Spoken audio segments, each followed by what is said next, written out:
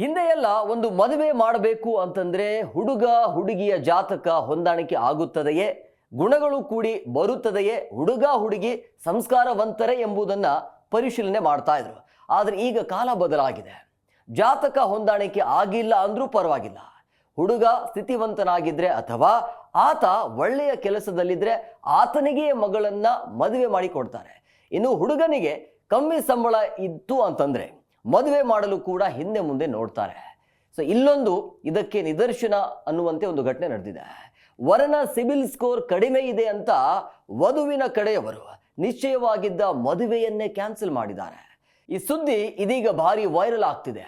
ಈ ವಿಚಿತ್ರ ಪ್ರಕರಣ ಮಹಾರಾಷ್ಟ್ರದ ಮೂರ್ತಿಜಾಪುರ ಎಂಬಲ್ಲಿ ನಡೆದಿದ್ದು, ಹುಡುಗನ ಸಿಬಿಲ್ ಸ್ಕೋರ್ ಕಡಿಮೆ ಇದೆ ಎಂಬ ಕಾರಣಕ್ಕೆ ವಧುವಿನ ಕುಟುಂಬಸ್ಥರು ನಿಶ್ಚಯವಾಗಿದ್ದ ಮದುವೆಯನ್ನೇ ಕ್ಯಾನ್ಸಲ್ ಮಾಡಿದ್ದಾರೆ.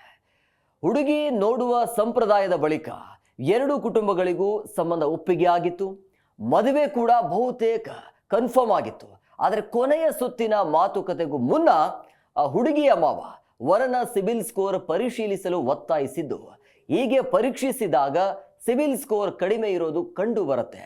ವಧುವಿನ ಕಡೆಯವರು ಮದುವೆ ಬೇಡವೇ ಬೇಡ ಅಂತ ಹೇಳಿದ್ದಾರೆ.